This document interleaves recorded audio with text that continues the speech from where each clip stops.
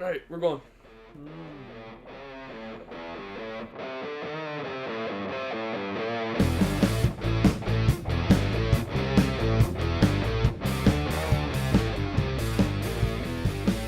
Should I do my standard intro again? I don't know. How about you do it this time? Okay. Welcome to Multimedia Club cast. This is where Colin That's not what I wanted you to do. Colin, put that down. Okay. I'm here. What did you want me to do? I want you to say, "Hey demons, it's me, your boy." I wish you wouldn't have said that. Today we are bringing a new guest to the table. Cav. Hello. Hello. A lot of you may know her as Caterpe, but 36, right? surprise, Yeah. surprise, she has a name. Oh, And it's very hard. Yeah. You want me to say it? Oh, it's Caverly. yeah. All right. That's a very unique name. I'm not sure I've ever met somebody with the name Caverly. It's pretty cool. I have never met someone with the name Caverly, but I called someone at my school one time, and she's like, "Are you kidding me? Your name's Caverly?" I go, "Yeah, why?" And she goes, "That's my name." And I was freaking out, but I never got to meet her. Oh, wow. And that's the only other Caverly I've ever somewhat had contact with. Yeah. Well, that's awesome.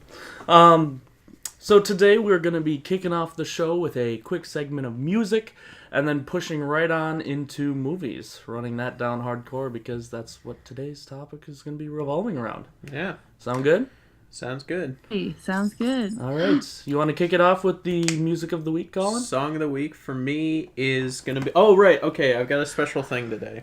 I forgot to pick mine as always, so I've decided I'm gonna go to my Spotify and my good songs playlist, and I'll hit shuffle. The first one that comes up, it's "Freedom" by Rage Against the Machine, which is a good song, so I'll pick that.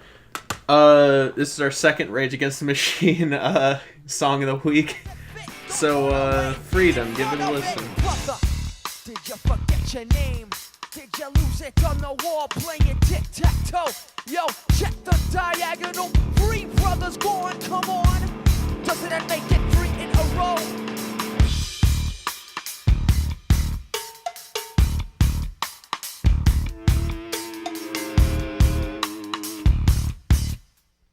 Anger is a gift. Come on! And this is my favorite Rage Against the Machine song, so I'm actually very glad this one came up. And I just learned it on bass. It's a very fun. It's a very fun bass line if anybody plays bass out there. And obviously, since I just let Spotify pick it, I don't have anything prepared to say about it. But It's a great song off of their best album. yeah, it's the closing track on their first album, and it has literally everything that you might like about Rage Against the Machine. It's very heavy. It's got a slow part, and it just ends with like 2 minutes of screaming. Sounds like a Rage song. It's the perfect Rage song.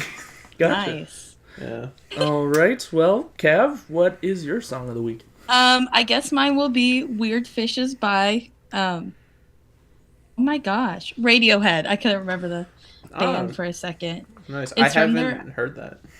It's from one of their, like, newer albums, In Rainbows. And, like, I'm really surprised. People were, like, saying that their new stuff is really poppy, but I listened to this and I'm like, I like it. It's, like, a chill vibe, you know, kind of 90s-esque, but in, like, modern times. So I like it. Cool. Awesome. Give it a listen. Yeah.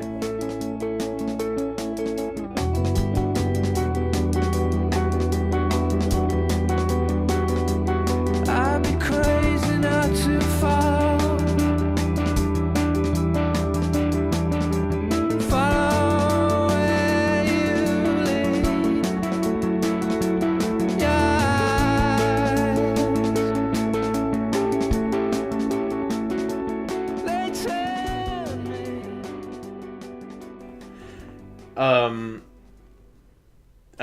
Roberto is going to be very pleased that you picked a Radiohead song, I think.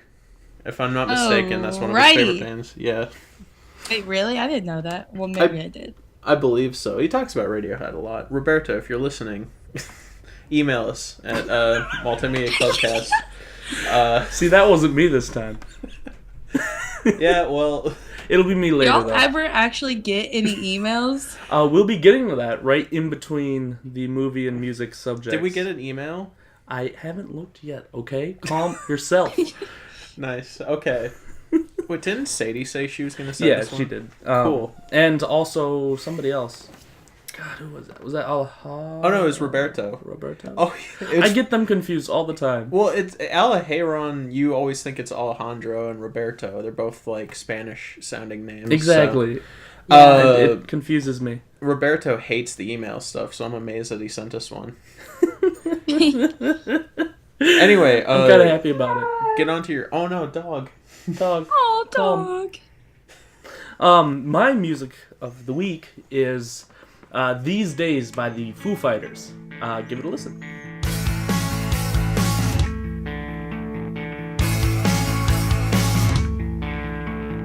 One of these days, the clocks will stop, and time won't mean a thing.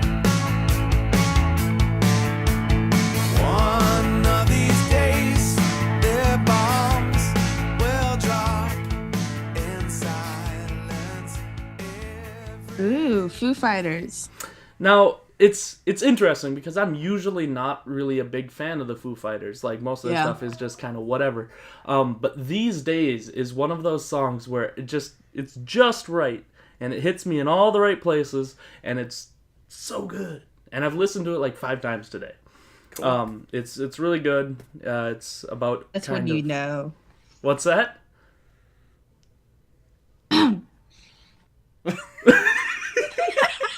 Now, we're getting the awkward pauses. I think she said it's one you'd know. It's one you know. No, I know. I said that's when you know. When you listen to it like 5 times, that's when you know it's a good song. Okay, cool. Sometimes it's hard to hear. Oh, great. Good. Get it all out now. Yep. But yeah, no, it's a fantastic song. I believe it's about some guy overcoming the realization of, you're gonna die. At least nice. that's what I get out of it, and I like it. So, Colin, when you're editing this, you'll get a good taste. Did you say listen to the song? Yeah. Okay, cool. So you're telling me we've got Foo Fighters, Radiohead, and Rage Against the Machine. Yeah. So this is like it's a really tight group of like a musical period today. Yeah. Like, all those groups were kind of popular in about the same time. Yeah. Yeah. Cool. Anywho, Moving on. I don't have a thing to talk about, but I have an announcement for next week. I'm planning on doing a in-depth review of the most recent Death Grips album. So And everybody knows to not listen to that episode. Yeah, because I'm also being forced to listen to this band. I don't know who that is. You don't. Yeah, need you to don't. know. You don't need to know. Okay, good. You really don't. If you care that Fantastic. much, if you care enough, you can go ahead and look up Death Grips, but I don't recommend it. Is it heavy metal? Not really. No. I mean, it's a hip hop group, but they occasionally break out into grindcore, which is a form of heavy metal. So yes. It's bizarre. No, their latest album, it's this pretty straight like hip hop album, but the first song's a grindcore song for some reason. And I'm doing an analysis of it is because it's a people either say it's just the worst thing to happen to music, or they say they're like geniuses and they're reinventing music. So it's a very polarizing group, so I want to give my 2 cents on it. Yeah. And I think I have my opinion already just from what I've already heard, but I'm going to listen to the album because Colin insists. Yes. In the meantime, any other Or subjects? should I say you? Any other topics on music? I don't have any. Nope. I've been listening to Jack White lately, specifically just kind of his solo stuff. Cool. It's really neat. Did you do that song, I Can Tell We're Gonna Be Friends? Yeah, Yeah. but that was with Wait, who is this? Jack White. He was in the White Stripes. And the Raconteurs. Oh. Yeah. He was half of the Yeah, White yeah. Stripes. Yeah, he's a really cool That's what I guy. thought you were talking about. It kind of like went out for a second, so I missed Yeah, it. that'll happen. It's the only downside of doing these over the internet. Yeah. Well, in the Internet is middle, perfect. What are you talking about? of course, everybody has Google Fiber now. Right. In between the music and movie sections, let's give a quick touch on emails, because we have 3. Oh my god. Congratulations! Hey. All a hair on. Colin, say his name. I don't even know. The first time. Alejandro. Yeah. It's Alejandro. ALAH. I don't even know how it's spelled. It's really weird. You got it. He has an email for us. He says, if you guys are looking for things to cover, I'd love to hear you guys talk about Road to Perdition. I feel like it's relatively obscure despite the big names attached and the fact that it's a really good movie. Yeah, I absolutely want to talk about Road to Perdition. That the one with Tom Hanks and It then the is. little son? Yeah, it's the Okay, Tom Hanks I watched gangster it with movie. my mom, but I was 5 or whatever. Yeah. So I only remember the beginning, and then after when they leave, from there it's just blank. Like I don't remember it. I've never seen it, and I'd love to see it. It's on my to watch list. So I'm on a streaming service right now, so okay. The email goes on to say it was his first R-rated movie, and it was brought in by a teacher who didn't know it was against school policy to have an R-rated movie. So Yeah. I may be remembering it through a rose-colored glasses, but I remember really liking the mixture of family, crime, and humor. So yeah, we'll have to give it a look. And You know that don't care what- that exact what? thing happened to me. what do you mean? It wasn't my first R-rated movie. To my memory, my first R-rated movie was Blues Brothers. But when I was in, I want to say, mid-high school, we had a teacher show us Glory, the Matthew Broderick Civil War movie that came out in like the 80s. And he didn't know it Wait, was is that the R. one where he like leads the troop of like all black soldiers? Yes, it is. That's rated R. It is. And the teacher showing it to us did not know that. And to be fair, I watched that. to be fair, it's not rated R for very good reason. There's just like a scene where somebody gets their head blown off by a cannonball. But boy howdy, it was a shock for us high schoolers. Oh my god, I watched that in middle school. Yeah. Oh, that's so funny. Yeah. our second email comes from a very famous man known as Wield Justice, with an image that Who's that? he has sent something from Windows 10 from Netflix, sent on January 11th. I don't understand what's happening here, but there's a picture that can't be displayed. And then there's a thing that says play trailer, and then just a bunch of calling cards for Netflix. So, So he wants us to Bam? talk about a Netflix trailer, thing? I'm assuming. Let's take guesses on what that might be. Oh, I'm betting I couldn't even put It's one the in bag. Godzilla anime. Might be? The Godzilla anime? I don't know. I've never heard of it. I'm just gonna say yes to that one because I don't have a guess. Sure. Wheels, we will watch this on desktop right after the show, and we will definitely be talking about it next time because I'm on mobile version and I just can't do it Okay. on here. So we'll get back to you. Wait, show it to me real quick. Picture cannot be Okay. displayed. Yeah, no, there's nothing you can do about that. Yeah, so we will get back to it. Our third and final email, which is actually 2 emails thrown together. Oh my goodness. So this is going to be a big one. Roberto has sent us 2 emails, kind of going with each other, that says, talk about car seat headrest, Oh, yeah. Twin Fantasy album, In Bruges the movie, and Killing of a Sacred Deer movie, which is also A24. But we've talked about that movie, like, a lot. We have. Like, in 2 separate episodes. And as far as Talk about it more. Yeah, I guess. As far as Killing of a Sacred Deer, I actually do want to do another in-depth analysis of that, which will happen after Mother. Same as the one for Mother that Yes. hasn't happened yet. Definitely. Okay. Which means when we do our Killing of a Sacred Deer episode, I'm thinking that we'll just do one movie for that week, and we will talk a lot about that one movie. Cool. So as far as Killing of Sacred Deer goes, I'm sorry, Roberto, you're just gonna have to hold your horse for a little while, or your deer. But as far as In Bruges goes, I haven't seen it yet. I will definitely get on that though. You should. Because I really want to. That's an amazing movie. Car Seat Headrest Twin Fantasy. Do you know what that is? Yeah, it's an album by Car Seat Headrest. So, Car Seat Headrest is... I really don't know how to describe them, but I haven't heard a lot of their stuff, so I would gladly listen to that album and talk about it. All right. Well, then we shall do so. Cool. The second part of the email fixes a spelling error and then also wants us to talk about Green Room movie, even though if you don't have time, you can talk about it in the next podcast. Unfortunately, all of these will have to wait until the next podcast or until later dates. And the Green Room is actually... It's an A24 movie, so it makes it kind of hard for us.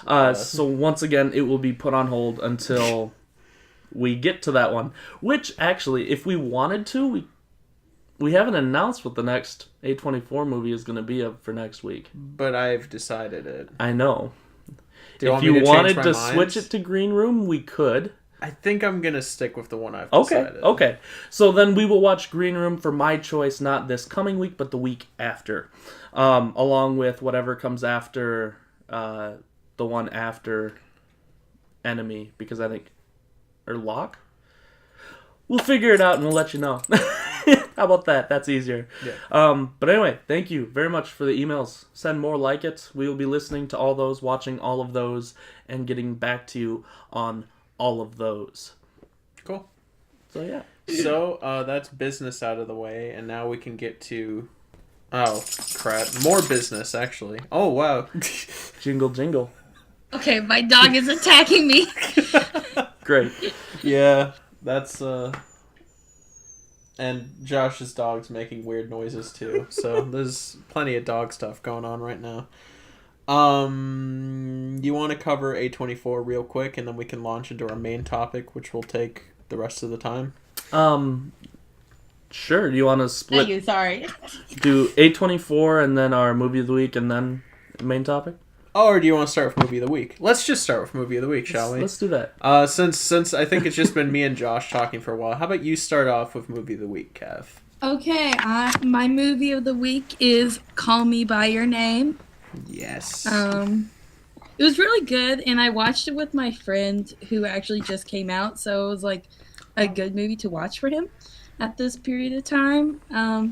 I think the two actors did really good jobs of just really selling it, especially since they're like straight people. But yeah, it's really good and really sad, and I really liked it, and I'll definitely remember it and hope it wins at least one Oscar. So that's my spiel. Yeah, I am absolutely going to see that movie. It looks very, very interesting to me. If you don't want to buy the ticket, you can find it illegally online for good quality. That's how I watched it. That is always true. The views of our guests do not always represent. Yeah. No, but yeah, no. Give it a watch. Not right now, but sometime. You're setting this up like the song of the week. You want me to play like the whole movie? Yes. That was just an unfortunate coincidence. Yeah. But no, like I've actually really wanted to watch that one for a while too. Looked very interesting when the trailers were first coming out. Yeah. I can't get over how amazing it is. Good. Well, I'm looking forward to seeing it even more now. Just because the order's weird, do you want me to do mine? Sure. Because I'm itching to talk about it. Disclaimer, the last 2 weeks I've picked movies that we had seen in movie club because I'm boring, and I'm doing that for another week. But the reason I say that is Mary and Max is one of the best animated films I've ever seen. Ever. And I'm talking ever. And seriously, it's enthralling. It's funny in a very dark way. It's depressing. It's very depressing. It's about mental illness.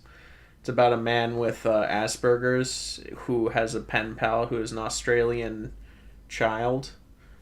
and it's stop motion animated, Oh no. and it's very sad. And I like to be sad, apparently, so I solidly enjoyed it. Have you seen this, Josh? Or No. Cav, I suppose? Oh, actually, I've never even heard of it. Oh, you've got to see it. It is... I think it's on Netflix, or available via illegal streaming as well. The views of Colin do not represent my personal views. Okay. It's okay. If we ever get famous, I'll just delete this episode. Okay. Great. Good. Yeah. Philip no. Seymour Hoffman did a voice. He did. Oh He- my He goodness. played Max, the autistic man. I He was gonna think. play Mary. Yep. And then Mary was just a kid.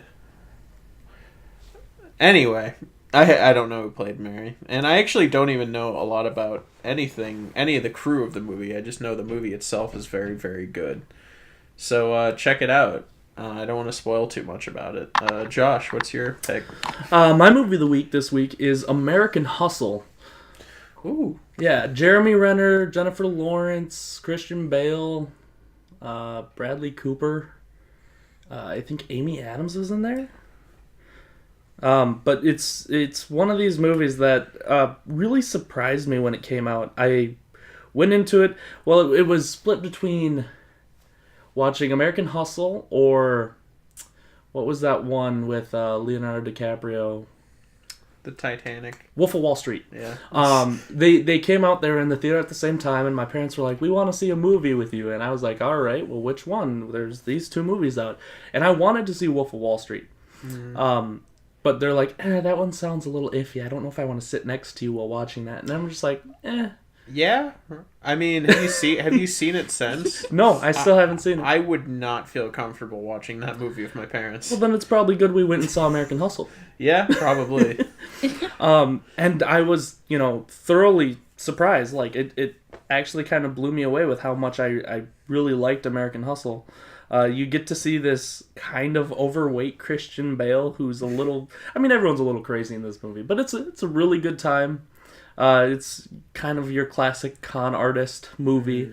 At least I had a really good time with it. I know it's not, like, across the board liked, but kind of had some mixed reviews here and there as far as the public goes, but I enjoyed it. That is a movie that I've always been sort of interested in seeing, but I've never quite built up enough interest to see it. So maybe this will put me over the edge. Yeah, same. Yeah, it's a good time. I have it if you want to borrow it. Cool. All right. Wait, so there's no cocaine going up the butt in it? No, there's not, which is not. literally like the opening scene of Wolf of Wall Street, I believe. I mean, I wouldn't guarantee that, but okay. Yeah. So yeah, that's my movie of the week. Do we want to do a quick rundown of what we've seen lately? And then launch into our topic, or just launch into the topic? Sure. Real quick, we both saw The Darkest Hour separately, right? And Separately. I really liked it. What'd you think of it? I had a really good time. As far as political dramas go, it was phenomenal. Oh, yeah. I want to say, if Gary Oldman does not get an Oscar... Oh, he was so good. I didn't... Throughout the movie, I kept looking back going, is this really Gary Oldman? I know. I legitimately had a moment where I was like, was I mistaken in thinking Gary Oldman played this character? Because this is like... Yeah. No amount of makeup or prosthetics can accomplish this, surely.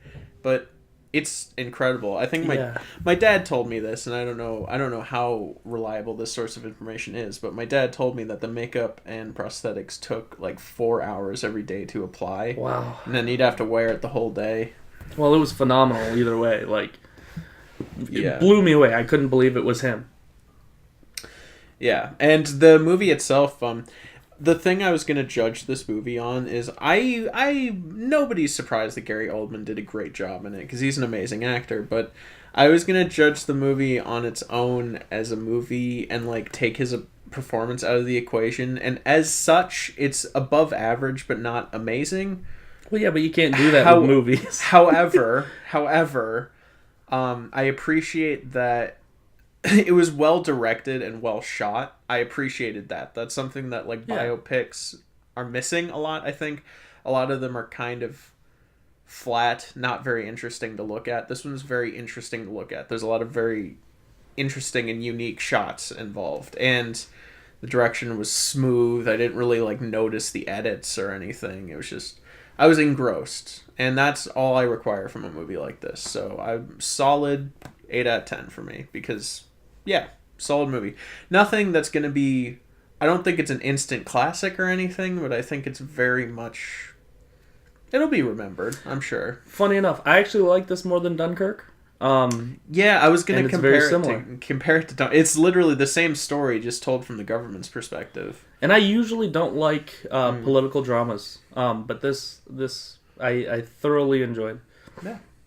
I'm still going for Dunkirk myself, but that's just because of my own personal opinions on movies in I liked general. Yeah, Dunkirk. I like Dunkirk. I thought it was good. Oh yeah, that is one of my favorite movies of last year, honestly. yeah. It was weird because I just watched Atonement, and like they have a scene where they're at Dunkirk, and then watching Dunkirk, it was like that doesn't match up. And If you know what isn't Darkest Hour by the director of Atonement? Or am I wrong in saying What? that? Isn't The Darkest Hour by the same director as Atonement? Atonement isn't it the director of Pride and Prejudice? So if Yeah, it's the yeah, same director, Yeah, then that is Joe Wright. Oh, Yep, same director. oh, I guess he just really likes Dunkirk. Yeah. Yeah, he's got a thing for Dunkirk. So does Christopher Nolan. And 2017 was just a Dunkirk year. We got 2 separate movies about the Dunkirk evacuation. So, It's so perfect. yeah, definitely. I think it was because of the whole refugee thing. Oh, Maybe. Yeah. Who knows? Um, Anyway, let's not get into politics. What other movies have you seen this week? well, I caught up on the Spectacular Now. I thoroughly enjoyed it. The teenagers still irritated me, which I can see is that. pretty average for teenage movies, but not in the way they usually do. It was like just kind of frustrated with dumb kids kind of situation. Well, but I think it's realistic though. Like, It is. the asshole, it's- and then the girl who just wants to like have a boyfriend and all that. Yeah. Exactly. You know? It's actually I agree with Josh entirely. It's both of you even. It's has its annoying parts, but it's pretty realistic in that like most teen movies are very unrealistic in their portrayal of teens, ironically. So I think that's one of the things that I liked about Spectacular Now. Yeah, no, as far as it goes, it is the most realistic teen movie I've seen in a very, very long time. That's all. It's because of the acting. I mean, they Yeah. felt very natural. They really did. And I mean, we talked about this in the last episode, teen movies should be rated R. For Yes. good reason. Yes, and this is a R-rated teen movie. It's not sanitized. Yeah, it was really good. I enjoyed it. Yeah. So I caught up on that. Of course, we watched Enemy and Locke. So we're getting into A24 now? No, Okay. we're just gonna mention it Okay. because that would be a long conversation. So we watched both those, which both had their individual ratings for each of us. Mm-hmm. My film class is well underway, so I'll be dropping in little film nuggets on y'all Oh, sweet. every now and then. And I also watched a movie last night with my family, Sing. Have you seen Sing by chance? The animated one Yes. with Oh, the I like that movie. I That was have cute. not. I've not seen it. It was definitely different than what I was expecting. Yeah, it was, in total, it was decent. Well, it's kind you of know? like American Idol, but with animated animals, right? Yeah. I mean, I guess. Basically, there's a koala bear played by Matthew McConaughey, which I couldn't have told you it was played by Matthew McConaughey. Yeah, Um, seriously, though. Yeah.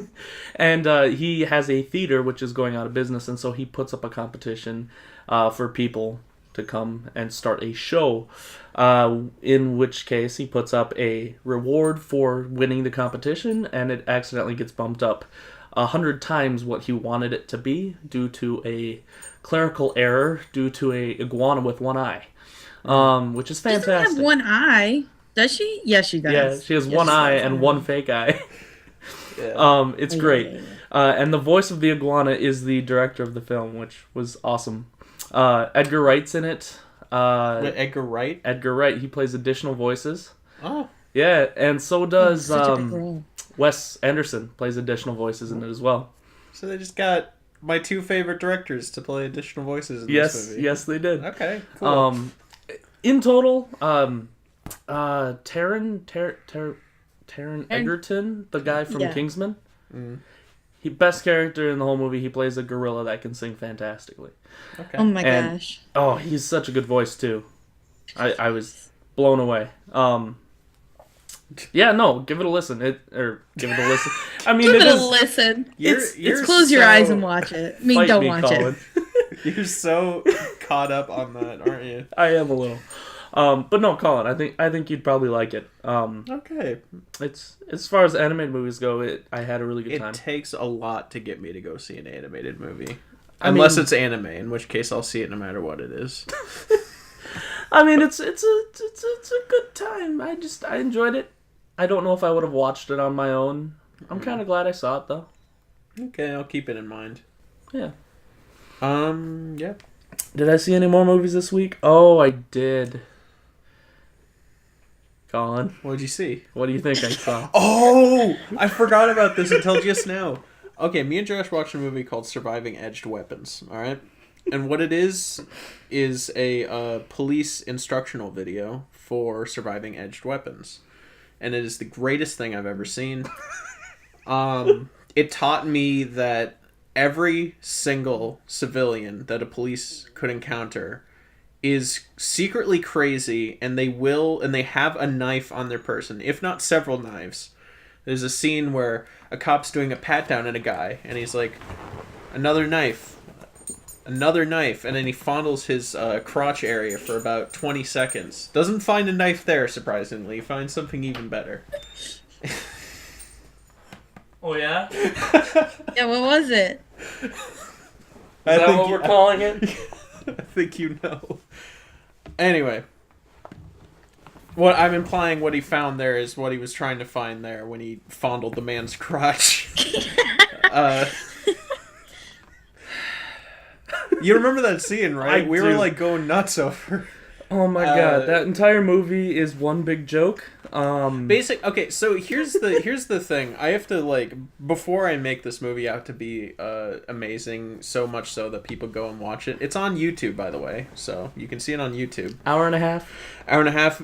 You have to understand, it is a police training video. As such, there are actual videos of dead bodies. There's real pictures of dead bodies and graphic injuries. So And one male penis. and yes, a photo. Only of one? Only Only one, one. unfortunately. Uncircumcised. Yes, I'm gonna watch it. Also on a corpse with a horrendous stab wound. Oh, next to right, it. and that. But I wonder what could have caused that stab wound. probably a gas cap with a little knife attached to it. I don't want to talk a lot about, but the bulk of the movie is reenactments of possible scenarios. We've got a satanic ritual. Oh my god, that part. We've killed got me. a shootout in a bar. Do you remember the part where the guy sat drinking his beer, contemplating if he was gonna stab the policeman with a sword, and then did? with a medieval claymore. Oh! I love that shot because it's you see him drinking a beer as the police officer's knocking on his door, and in the background there's just a sword just resting against the wall, and he looks at it. Oh my god, And he just opens the door a little bit and stabs the officer through the door. It's a religious experience. It really is. it was bizarre beyond belief. Throw down your knife. Throw down your knife. Fine. Oh no, this is a commemorative Vietnam knife. I got it. It's real nice. Oh my god, that guy. All right, set the knife down slowly. I'll do that one. I don't want to scratch the knife. The man that just whips out a machete and sprints at you screaming. For 100 feet. 100 feet away and like charges with a machete. Oh, or the man who's just walking around his house and the police says, "What are you doing?" And he says, "Oh, nothing. You get on out of here." And the police officer's like, "What are you doing?" And he's like, "All right." He pulls out a crossbow and shoots him. It's just a guy with like hunting gear, and it's like, "What are you doing?" "Oh, I'm just going hunting." Like he's not doing anything wrong. Not at all. And then he just pulls out a crossbow and shoots at the cop. And then it cuts right to a photo of an actual guy that got shot with a crossbow. Which is terrible. Like, I don't. That's such a weird movie. And apparently it was actually not meant to be released to the public. Like, it was a legit private training video for the police. But it came out in 1988. So I guess over time it's just been leaked to the public. Yeah, I suppose. And now it's just on YouTube for free. Keep in mind, you're going to love the nice, heavy Milwaukee accents. Oh, the accents are phenomenal. Because it was shot not too far from us in Milwaukee, Wisconsin. Mm-hmm. And, yeah, the northern accents are just the best. Oh, it was... Minnesota, Milwaukee, Yeah, you got us. Perfect. Don't you know? Yeah. Give my bagel. I think my favorite one was the guy when he's like Drunk driving in the car. Yeah, when he's drunk driving the car, he steps out of the car, he's like, "Come on, my home's just right over there, why don't you let me go?" And the guy's like, "I need your license and registration." He like, pulls out a knife. Like, "This is my license." He pulls out a knife. "Why don't you come get it?"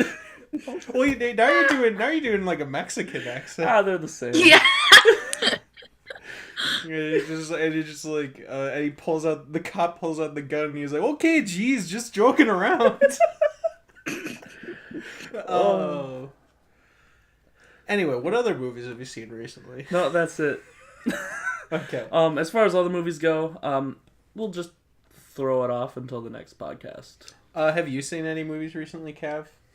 Yeah, I've been doing the 360 movie challenge, so I've seen a lot. Just finished Room, was really good. Finished Gangs of New York, not Gangsters of New York. It was okay. And Okay. Yeah. You cut off. I'm not sure if you cut off or stopped talking. I don't know. What was the last thing I said? It was Gangs of New York. It was okay, and then you cut off. Yep, that was pretty much it. Okay, so that's good. Gangs of New York is my least favorite Scorsese movie, personally. It's mine too now. Yeah, I it's not awful, but it's just, I don't know, I just didn't enjoy it. I mean, like, Daniel Day-Lewis was perfect, and like all the characters were good, but I don't know, just the plot and the editing. Oh my god, I can't get over how horrible it was. Oh, yeah. It was just so inconsistent. Yeah, like what it was trying to like go for, like feel wise, the whole movie. I don't know. It was flawed. Like it. Yeah, I agree. For Movie Club, we saw, or what did I see for Movie Club? I've been missing more and more movies. We saw Mary and Max. We saw The Last Unicorn. The Last Unicorn. That sounds like something from like the 80s. It is. Is it? It's an animated movie featuring Jeff Bridges, Alan Arkin, Mia Farrow. It's fantastic. I mean, yeah, I suppose. I don't know. I didn't like it all that much, but it's a kids movie for sure. Yeah, it is from the 80s. I'm right. Yeah. Oh yes, my gosh. That one always, I get nostalgia glasses for that movie because that's one that my cousin, like, as a kid. Yeah, that's one that my cousin grew up going, "Oh my god, this is the best movie ever." So I watched it a lot with her. I heard about it for the first time when I was an adult. I hadn't even heard about it, and when I saw it, I had no nostalgia glasses, and I'm sure it's terrible. I didn't enjoy it. Yeah, I wouldn't 7.5 on IMDb, and that's surprising. I mean, I will say, for the time, I have to, the animation really bugged me. But you have to understand, it came out in the 80s, so it's not like, modern. I mean, Tron also came out in the 80s, so you get a sense of like what kind of special effects they were working with at the time. Was So it the same animation they did with Lord of the Rings? oh yeah, it's from the same animators as Lord of the Rings. It is. I'm on the nose tonight. Yeah.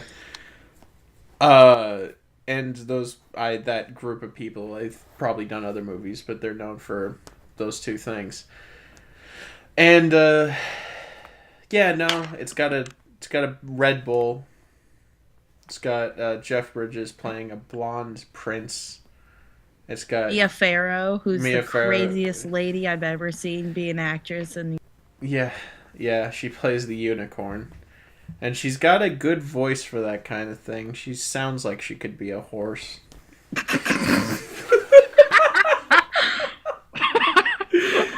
Good. Glad.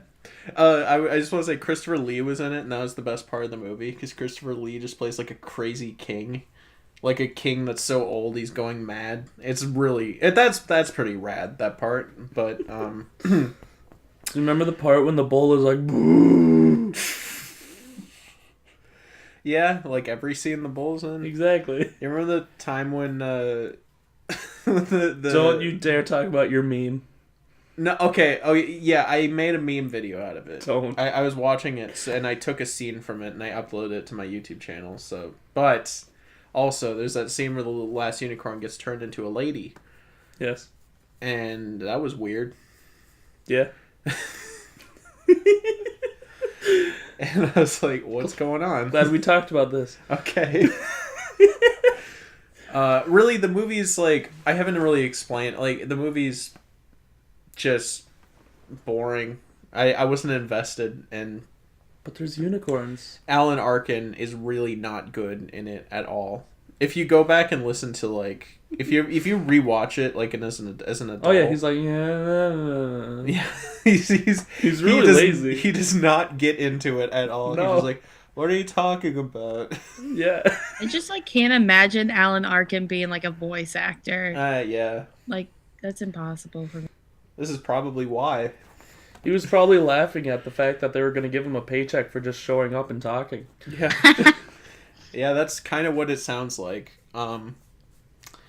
So yeah, not a big fan. That's probably a controversial opinion among some. I know Chris loves that movie. The Last Unicorn. Yeah, it's pretty great. What else did I see? I think that's about it. Oh, that's a cat. This is a cat. Hi, Meow. cat. Meow. All right. Do you want to get on to A24? Don't look at me like that. This is gonna be a long one. I don't think it has to be. Do you want to? We can keep it short. How long have we been going so far? 50 minutes. Okay, yeah, we can keep this kind of short. I saw Enemy and Locke. And I loved both of them. Let's talk about Locke first to make me happy. Okay, sounds good. Locke is... it's my favorite of the two, I think. Like, Enemy, it's my kind of jam, but it's not, like, an amazing movie. Locke is, like... So, if you don't know what Locke is, it's a car ride. That's it. Actually, the way I put it is, do you like Tom Hardy? Yeah. Would you like to spend an hour and a half just sitting with him in a car as he breaks down mentally? Yeah. Watch this movie. If you want a movie where it's just Tom Hardy in a car talking to people on the phone, that's this. Literally, that's this. That's the only thing that happens. It starts and ends with that. Actually, there's a opening scene where he gets into the car. That's right. But then from that point on, it's just him in a car the whole movie. So it's essentially like a one-man, one-act play. Well, not one-man, because there's other actors that call in. Yeah.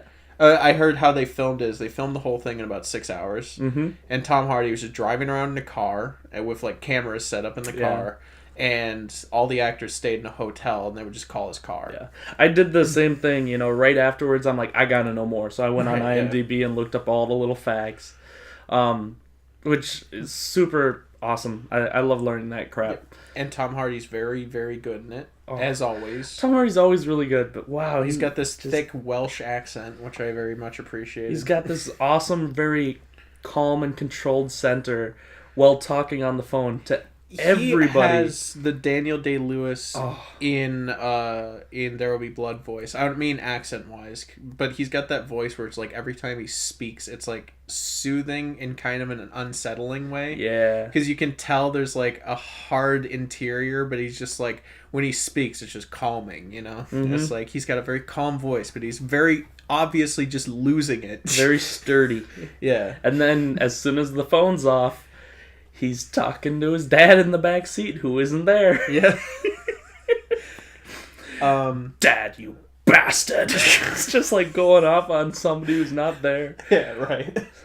Like, you sniveling piece of slime. It's just like, oh my god.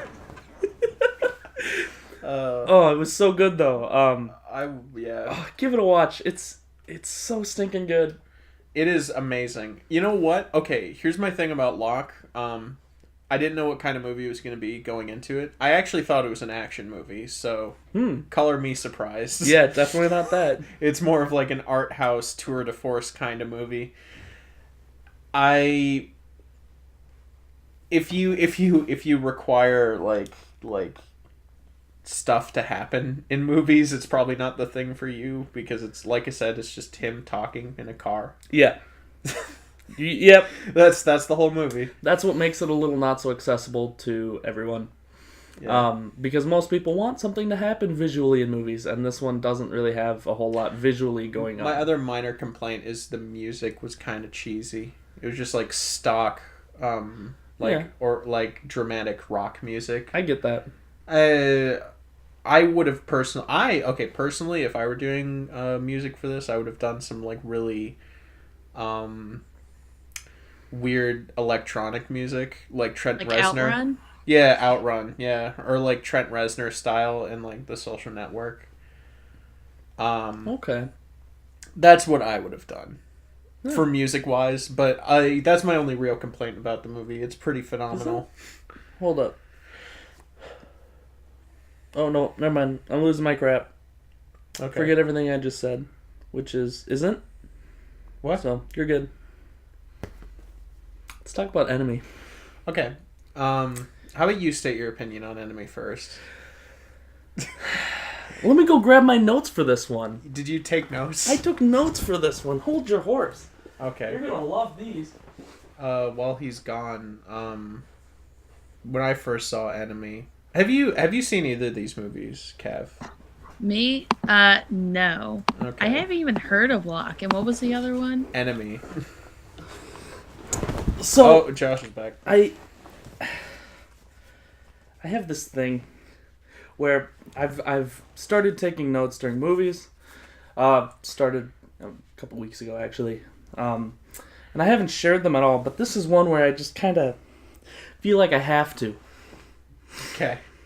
So you did what I did with Ginger and Rosa, Kinda. Okay. But this one grabbed me. You know, this movie actually had a hook. I started off. I'm like, okay, we got a guy just sitting, watching these naked ladies walk around, and then set a plate with a cover on it on a table. Yeah. And she walks up in a robe and she takes off the cover of the plate, and there's a big old spire, and then she proceeds to go to step on it, and then it cuts to black and then says Enemy on the screen, and then it plays the movie. You'd think that would be referenced or brought up again. It's not. It's okay. This movie's very, very metaphorical. I understand. There's a lot of stuff that happens in it that isn't really happening. I understand. Yeah. I've actually looked up a lot of things about this movie, describing what it is, because I didn't fully understand it. And I understand it's metaphorical. I don't believe it did a good job showing these. And I somewhat agree with you there. Yeah. Because I think Enemy is the first movie I've ever seen that I could truly call pretentious. And I've seen it before. The first time I saw it was a few years back.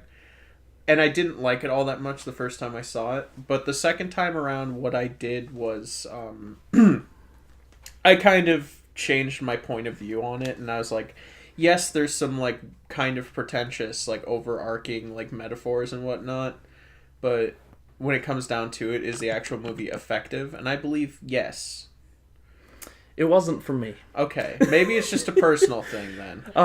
But I mean, I want to hear why you don't like it, because I'm willing to be swayed on it, because it's it's a weird movie. Okay, so it starts off with that little scene, and I'm like, okay, this is kind of interesting, and then the lighting is all yellow. Yes, throughout the whole movie. Kind of like that scene in The Matrix, but for the whole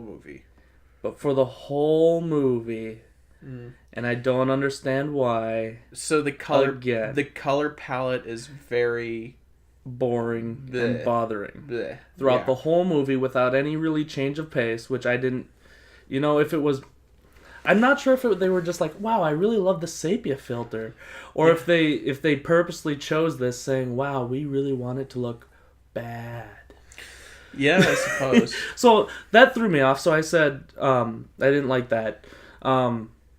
I could be swayed on that. Now, see, but for me, the color is like, it's kind of like a gritty, like grimy movie, and the color kind of worked for me in that sense. But okay, I mean, I guess. But like once again, it's one of those things where it's like, I think there's a better way to do it.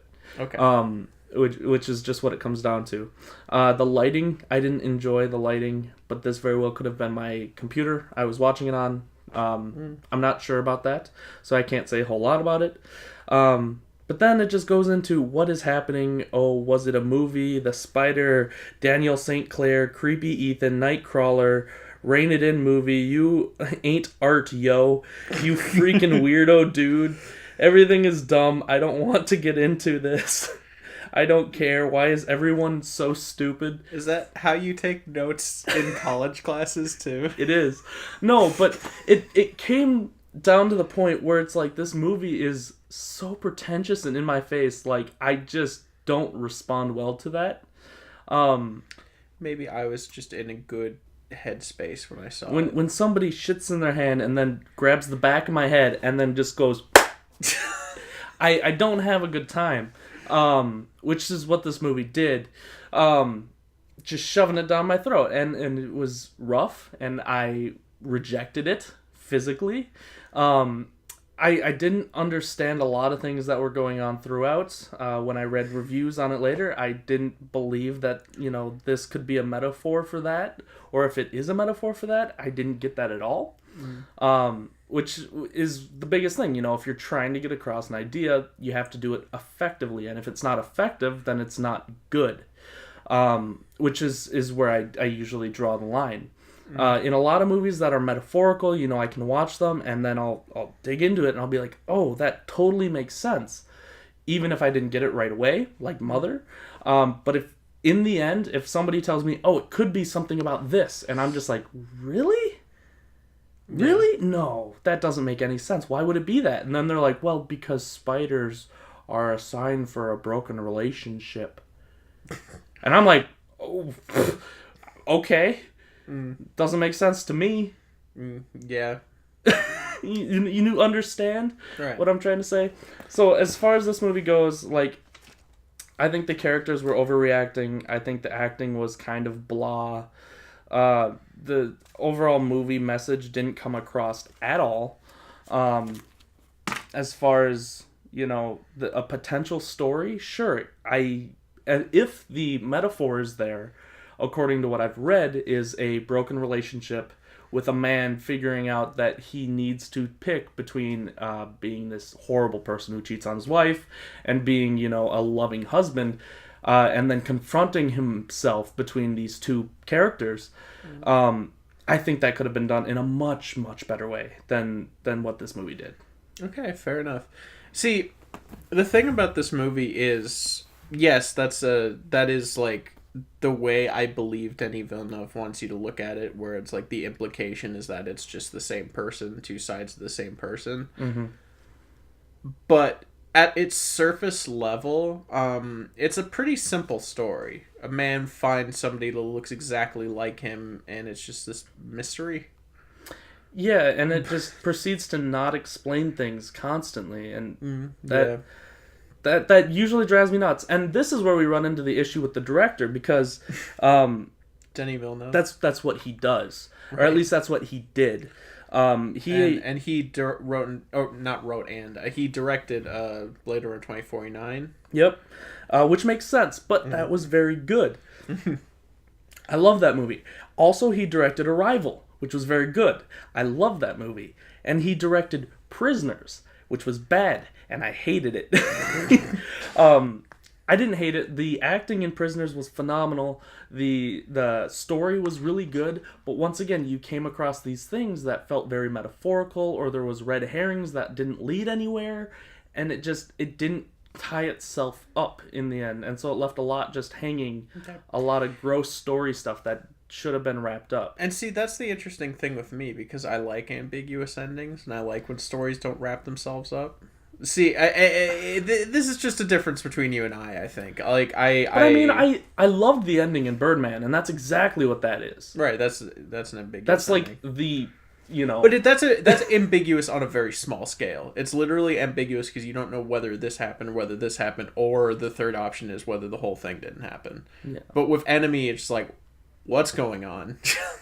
So, and I can see that being kind of... the ending of Enemy, it's too weird for me, man. That's like the one thing I remember about Enemy, is it has this weird ending that's just...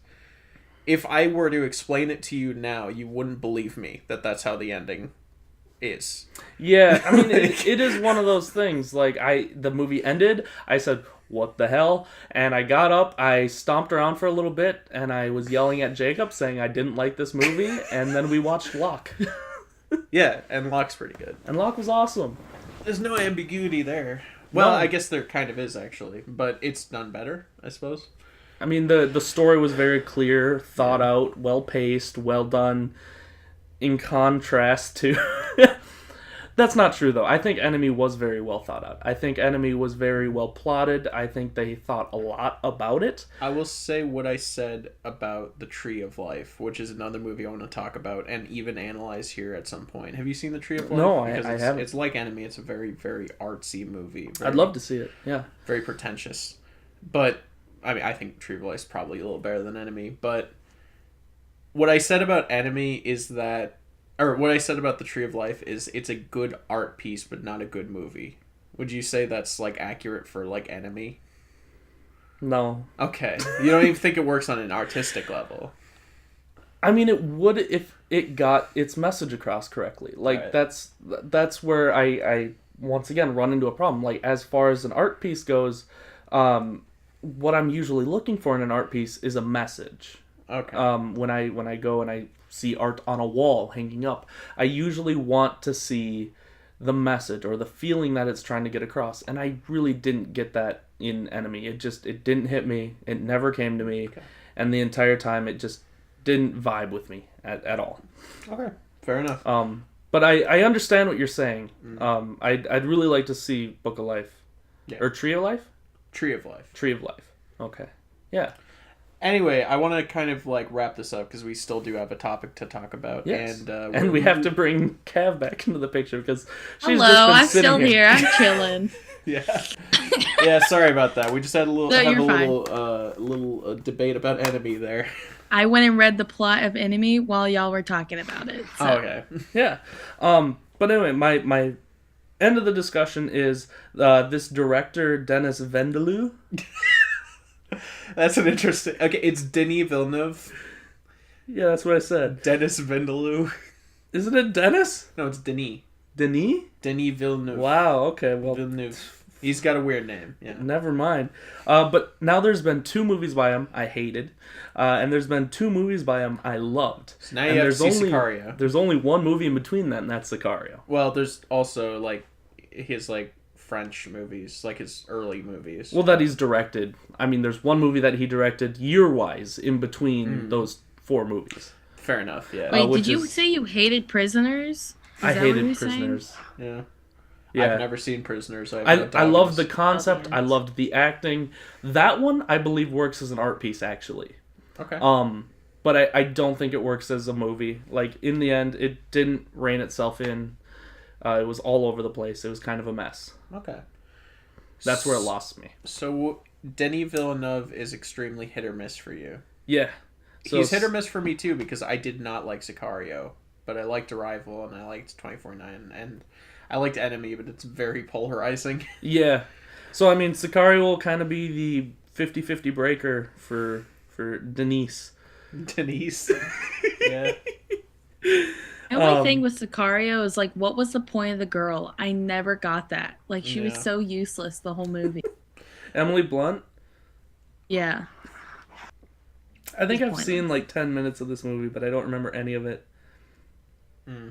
Yeah, should be interesting, though. I'm excited to see Benicio again. Yeah. So, do you want to start up that old topic machine you got sitting in the corner there? How long have we been going? Like an hour, I think, maybe. Okay. Well, we got 45 minutes about. My topic is it might take 45 minutes, and we might have to like cut it off at 45 minutes. But since we've got Cav. So you call someone by their username for so long, it's hard to get out of the habit. No, it's cool. I don't care. We got Cav on, and as I understand, she's a big fan of Star Wars. It's my life. What was that? I was trying to sound like one of those like weirdos at Comic-Con or something. Right, yeah. You just like all fat people with neck beards at Comic-Con sound like. I was doing what I think the dude from South Park that likes to play World of Warcraft. That's my interpretation of what he sounds like when he. Right. Fair enough. Yeah. Fair enough. I like it. Do it again. You want me to? Yeah. Go for it. I love it so much. You haven't read the books. You're not a true fan. There we go. That's amazing. Awesome. Yeah, that's what I wanted. It's a good way to bring us out of this very serious talk about Denis Villeneuve. I have a problem. It's saying RTC disconnected. I'm still there, right? Yeah, we can hear you. I'm still we hear you. here. If you like disappear mid-sentence or something, we'll like stop everything and try to fix it. But for now, you're fine. I wonder why it's saying that. What's RTC? Royal Taco Conundrum. I wish you wouldn't. Oh. Sorry, I'm a little late on the joke. Yeah. That's all right. Busy reading. All right. Well, so Star Wars. Colin, basically, you're ready for this one. We're gonna Holy go. shit! Star Wars. Doodly do. We're gonna go through every single Star Wars movie, starting at the prequels. I say. How about the Phantom Menace? Dude, I love me some Darth Maul. I don't. Okay. This movie. This movie. What's your opinion? Literally, so I didn't see it in theater when it came out when I was little, but I saw it when it came out for the 3D, and I just remember saying and being like, too, how long are we going to have pod racing? You know, Is that the whole movie? Yeah. And then they should have killed off Darth Maul, spoiler alert. The prequel should have been about Obi-Wan Kenobi. Naboo should have been Alderaan, and that's my notes. Cool. Yeah. Got him. Literally the Tatooine segment is so boring. The one thing I remember about it is like when they finally leave Tatooine. Or no, it's like the other way. Yeah, no, when they finally leave Tatooine, even the characters acknowledge how boring it's been. Like Jar Jar is like, "We're going home." Oh yeah, this one had Jar Jar in it. I forgot. You can't just forget about Jar Jar. No, he lives in his own space in my head. He's not in the prequels. He is. You know what would have made that whole Tatooine sequence great? Remember the part when Jar Jar almost died from the pod racing thingy? Yeah, what if They he should have actually just had died? him die. Yeah, right. That'd have been good. Do you remember this man? All right. That's not going to translate to audio, so I'm just going to ignore it. I'm gonna send Yes, you I that. do remember who you're talking It's about. gonna be the thumbnail link. Okay, just send it to me and I'll make that the thumbnail. Yeah, Okay, you better. cool. Sounds good. Basically, this movie's not very good. Let's move on to Attack of the Clones. Now hold your horse, Colin. You said this movie's not very good. Yeah. Did you forget the part where Liam Neeson's in it? Yeah. Actually, I wanted to talk about Darth Maul. Darth Maul never says anything and is a vastly underdeveloped character, and I don't get why everybody loves him so much. It's because he looks cool, man. Yeah, that's... He's so cool. Have you seen the recent thing where he went to Comic-Con and did all the Darth Maul tricks? It was awesome. Yeah, you see what I'm talking about? Awesome. Like the actor you're talking Awesome. about. No. not the character. No. What's your he favorite? has a double-sided lightsaber. What's your favorite Darth Maul line? It's a trick question. Wait, did let he me say- do this one. I got... Oh, no, Cav's got it. That was it. Nailed it. Yes! Silence. He says nothing. I don't require a villain to speak. Boba Fett says barely anything, but also Boba Fett's a massively overrated character. But let's not get into that. Actually, we will get into that because we're talking about. He's the whole not even series. in this one. What are you talking about? Well, I'm comparing Darth Maul to Boba Fett, and that everybody loves both of them, but they're like, there's nothing to them besides what they look like, basically. In my opinion. Jango Fett's in the new trilogy, which is they try to anyway, that's later on. But Do you remember the part where he kicks Obi-Wan in the face? I do. Ew. Where Darth Maul kicks Obi-Wan in the face. Yeah, and he's just like, ooh. I feel bad for Jake Lloyd. Like, it's not his fault that the script is horrible and that he just can't. Look, He was a little kid, you know? is Jake There's only Lloyd so much you can do when you're that old. Is Jake Lloyd the Yeah, he young played Anakin. little Anakin.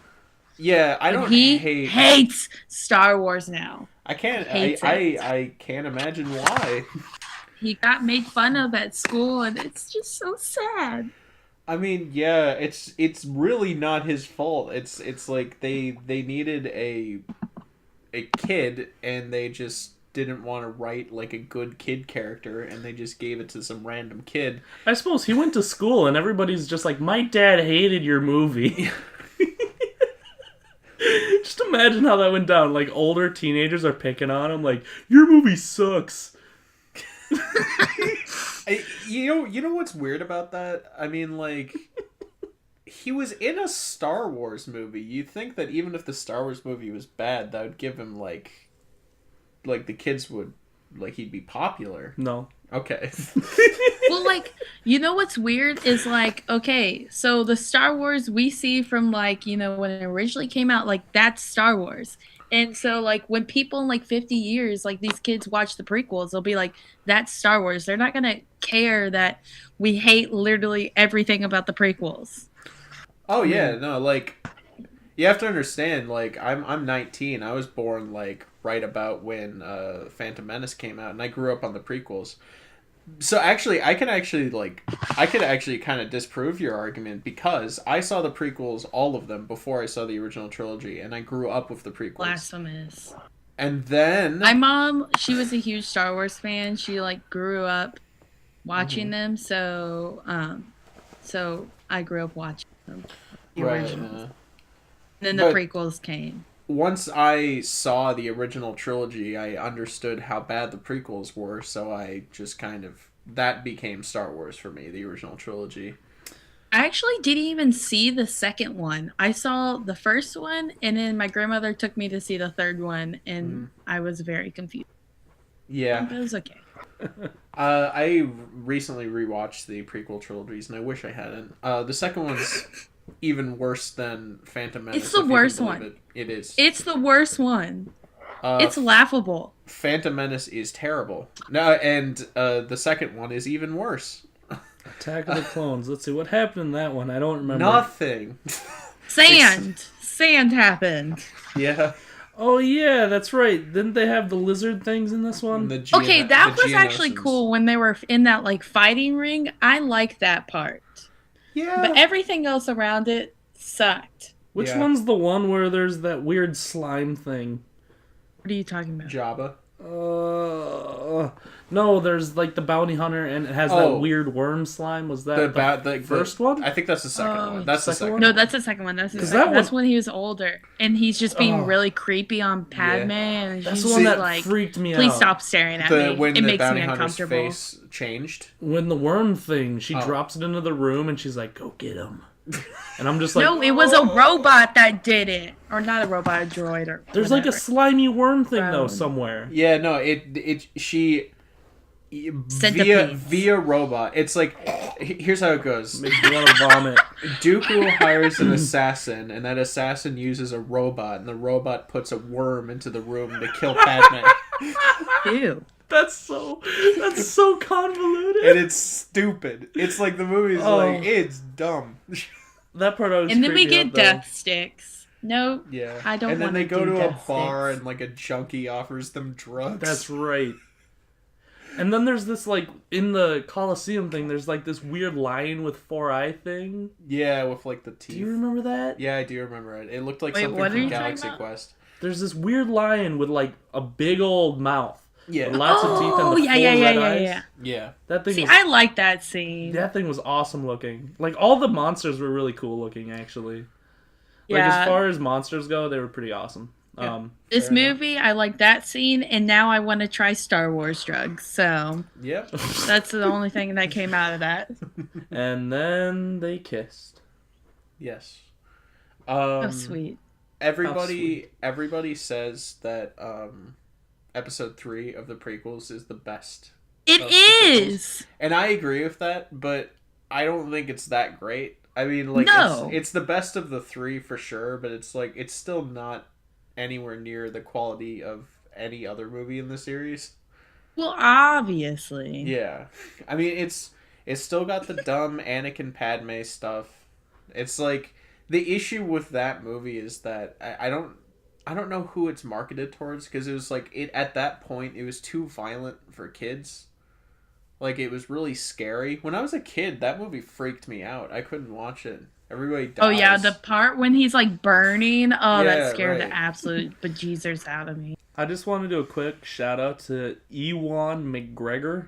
Is that how you pronounce it? It is not. I think it's I think Ewan, it's Ewan. Ewan McGregor, not Ewan. I say Ewan. Ewan. Oh. V1. But yeah, no, he's totally the best saving grace of all 3 movies. Yes, because he's an They actual. he's should an have actual- been about Obi-Wan. It's Yeah, true. they should have. Obi-Wan's an actual interesting character, and Ewan McGregor. Ewan. Ewan McGregor is Ewan. actually a good actor, and he actually, like, you can tell he's trying. Yeah, no, I loved him in all of these movies, actually. Yeah. He's actually the best part about all 3. Which is Yeah. why people want there to be a Obi-Wan movie with Ewan McGregor coming back, and I'm He's like totally an gonna old do that. Obi? I suppose That'd be it'd cool. No, something no. like that. I think it's going to be like, so I have this book called Well- Kenobi, and it's about his time while he's on Tatooine watching over Luke before Luke came to him. And Yeah. I think it would be cool to do like that. I've heard about you can't do people you wanting can't do old Obi-Wan, because that. I mean, that old Obi-Wan's already been covered. Like, that was him in the He's dead. original trilogy. you know what? He's dead. Yeah, He bye. I don't care. I want more gone. of it. yeah. But with this guy. With Ewan McGregor. This yeah. one has the lizards. That's the one I'm thinking of. Like the weird What are bird you talking lizards that Obi-Wan Oh, rides. where he's climbing the wall? I Yeah, like yeah. that. Yeah, Yeah. yeah. And then there's the weird Senate fight with CGI midget green man. Yoda? Yeah. Wait. Did you just call Yoda CGI midget green man? I mean, he is in these movies. That's true. Yoda's like a lightsaber badass in this movie, and it's really like Which I loved as a kid, actually. As a kid, I thought that was cool. As an adult, I think it's stupid. Yeah. Like, it's the fact that you take Yoda and it's like, oh, it doesn't, it's like Yoda like changes your perception of what a Jedi can be. But it's okay, kids. Yoda's still this like crazy ninja badass with a lightsaber that's better than everybody. Well, and it's like, I thought the assumption was that he's not too good at fighting, but he's great at like playing mind games and whatnot. But then it's like, okay, whatever. Well, and wasn't this the one where we got the first scene of the Wookiee planet? Yes. The droid attack on the Wookiees. Yeah. Which is The one that lasted like which Kai 10 minutes? Adimundi really needs to know about. He wants to know what's going on with the droid attack on the Wookiees. Let me put it frankly, I want more Wookiee planet. Oh, and then there's I want not everyone to be dying. There's like a Conehead in those Yes. movies. The guy with the two brains. Yes. He had the big head. Remember the part where General Grievous just whips out his 4 swords? Yeah. Swords? Swords. Was it light sticks? You know, his rave sticks. Yeah. I think General Grievous, he was such a baby. Like, He was He kind could've of been weird. really he was a cool, but- pushover. He just got Yeah. killed in one scene. Although, as soon as he whipped out his 4 swords, I enjoyed that. I really liked That him was just cool. spinning those swords around. But see, here's the thing about the prequels. There's like good visuals, but it's all just spectacle. There's not It a lot was. of substance behind it. Which, and you as know- as a pretentious film snob like I am, I can't accept it. But I'll agree. There's some cool visuals in it. That's you. have y'all watched the how to like make Star Wars prequels better? Have you watched that? Oh, it's like the Mr. Plinkett. I don't know. It's Michael Bain. No, that's not right. That's not right. Is that a cross between Michael Bay and Bane? Oh No, my God. well, there is that actor Michael Bain from Terminator, but Oh, I don't okay. remember. I don't remember the YouTube channel. It's good. Watch. But yeah, watch the Mr. Plinkett Phantom Menace 7-part review. It's amazing. Mr. Plinkett. Yeah, I'm typing this in. it's Red Letter Media. Mr. Yeah. Plinkett. Yeah. Anywho, I want more Wookiees. so chronologically after the third movie. No. Wait, you skipped Clone Wars. Yeah, that's what I'm about to get to. That's like Oh, okay. between the second and third movie chronologically, I think. Yeah, it is. Yeah, and it's an animated movie, and it's probably worse than any of them. Really? I just. Yeah, I've heard it's like it's a good. TV movie. It was just Wait, stupid. am I thinking of the right one? You're at the animated CG Clone Wars movie, not the show. And it's about them Oh. going to save Jabba the Hutt's Kid. son. Yeah, What? Oh, never mind. I've never heard of this. it's super weird. You haven't even heard of It it? came out I in saw it in the theaters. theater when it came out. Really? Yeah, Okay. I'm pretty sure McDonald's did a big like toy campaign for it or Probably. I'm some sure BS, they like- did. but it's just really bad. It's the first thing with Ahsoka, or however you pronounce her name, in it, who was like a thing in the TV shows and the books. But Okay. Are you talking about his apprentice that we Yeah. don't see? No, the orange skinned Yeah. teenage female. Apparently, she apprentice. was gonna be in the third movie, and there's like a scene where she gets killed when they're going to save the dude, Palpatine, Mm, but they took it out. okay, I haven't even heard about that. Yeah, I saw. It's like a deleted scene I saw on YouTube like years ago. Yeah, Well, okay. It's It's- literally like a nothing scene. It's like, oh look, they killed her. Well, bye. yeah, Doesn't even cry. and okay, so now I think we're going chronologically through the story, or do we want to go? Actually, let's not. Let's go to episode 4, like where it starts getting. All right. Okay, so best character in episode 4 is played by Jack Purvis. Obviously. He plays the best character in the whole movie, Chief Jawa. Let's be honest. I'm trying to think of who you're talking about, and I cannot think of it. Who? Chief Jawa! What? I'm He's looking the this chief up. of the We Jawa. literally just reenacted the Guardians of the Galaxy trailer. I'm Star-Lord. Who? I'm sorry. Okay. Anyway, if you get a second, look up Jack Purvis on IMDb. You'll have a good time. Moving on. The Next Jawas. movie. The Jawas were like those little. Like, oh, that's scary. Oh. Okay, now I've got Okay. to look it up.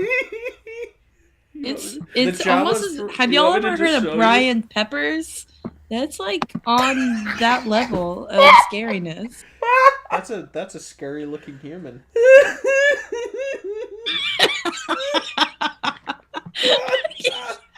This is all this segment is we're just laughing at I assume a dwarf. Is he a? Oh, probably. Because Yeah. if you played one of the Jawas, those are like those tiny little like red eye creatures that like scalvage. Yeah, but I'm not They're laughing not- at him because hey, he's a dwarf. They're not red-eyed. They're orange-eyed. Thank you very much. Get it correct. Thank you. Gotcha there. I am legally colorblind, so sometimes I make these mistakes. But are they really orange-eyed? I always called them red-eyed. I'm pretty as a sure. kid. Yeah. Okay. Jawa. You're probably right because I can't see color. But let's make this clear. I'm not laughing at him because he's a dwarf. I'm laughing at it because it's a funny face he's got on there. It's true.